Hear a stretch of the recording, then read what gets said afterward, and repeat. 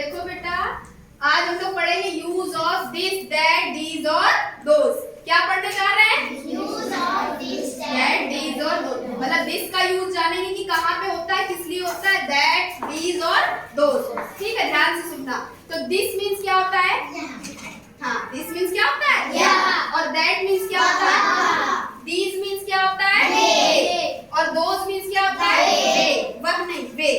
ठीक, तो दिस का यूज, ये इनका मतलब पता है ना? दिस मीन्स या, दैट मीन्स वह, दीज मीन्स ये, दोज मीन्स वे।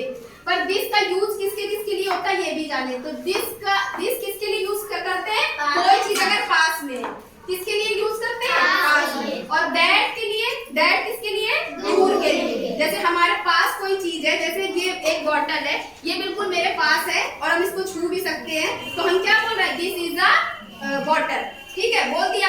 अब यही बॉटल अगर काफी दूर रखी होती तो क्या हम उसको यहाँ से तो नहीं छू सकते थे, तो हम उसको इशारा करके ही बताते ना कि वह एक बॉटल है ना? तो वो इसका मतलब दूर रखी, जैसे वो बॉटल रखी हुई है तो हमने बोला दैट इज अ बॉटल। इसका मतलब वो बॉटल क्या है? हमसे दूर है कि नहीं? अब ये पास में थी तो इसके लिए हमने क्या बोल दिया? दिस का यूज किया। किसका यूज किया? दिस का। और कोई चीज दूर है तो दूर के लिए दैट का।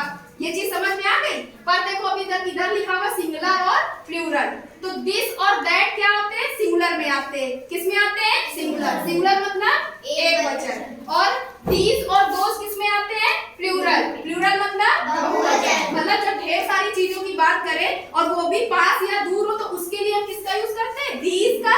पास के लिए दीज और दूर के लिए दोस।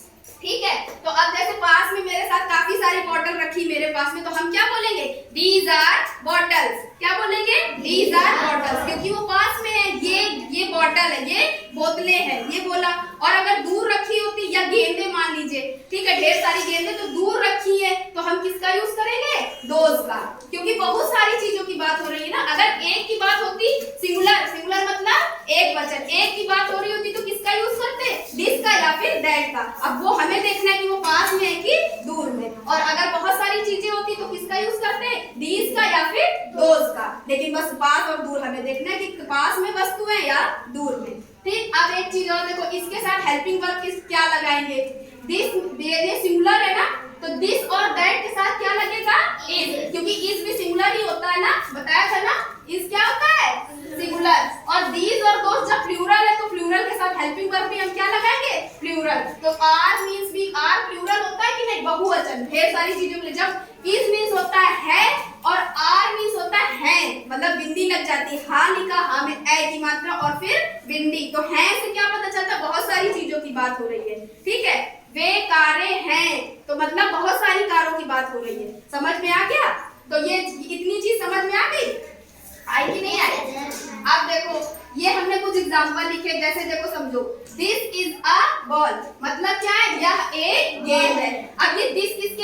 दिस लिखा है तो मतलब बॉल कहाँ है? पास में कि दूर में? पास में। Very good. ये लिखा है दैट इज अ बॉल। अब यहाँ पे दैट लिखा है तो दैट ये जो बॉल है अब कहाँ पे है? दूर है ना, तभी हमने दैट का यूज किया। और देखो ये दोनों सिंगुलर में थे तो इनके साथ हेल्पिंग वर्ब हमने क्या यूज करी है?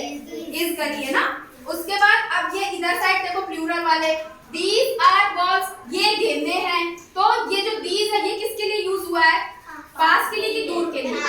देखो कहीं वर्ड तुमको जो पास वर्ड है वो कहीं उस सेंटेंस में आएगा नहीं। हम क्या बोलेंगे? यह गेंद मेरे पास है, ऐसा तो नहीं बोलेंगे। हम बोलेंगे यह गेंद है या ये गेंदे हैं। तो इसमें कहीं वर्ड आ रहा है? पास नहीं आ रहा, लेकिन वो हमें उससे पता चल रहा है कि पास की चीज है, तभी हम उसको बोल रहे हैं यह एक गेंद है। दूर रखी होगी तो वह एक गेंद है।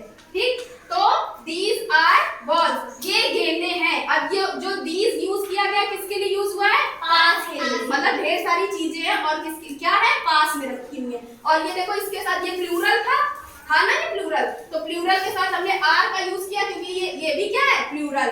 ठीक है, तो इसके लिए क्या यूज किया? these are balls। और ये जो लिखा है those are balls, तो ये those किसके लिए यूज हुआ है? पास के लिए कि दूर के लिए? दूर के लिए। मतलब अब जो गेंदे हैं वो कहाँ है? दूर है। तो समझ में आ गया? Use of this, that, these और दोस। बस इतना याद रखना, दिस और दैट क्या होते हैं? सिंगुलर, और दीज और दोस प्लूरल।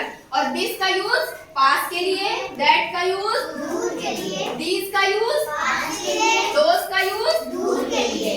दीज और ये दीज की हिंदी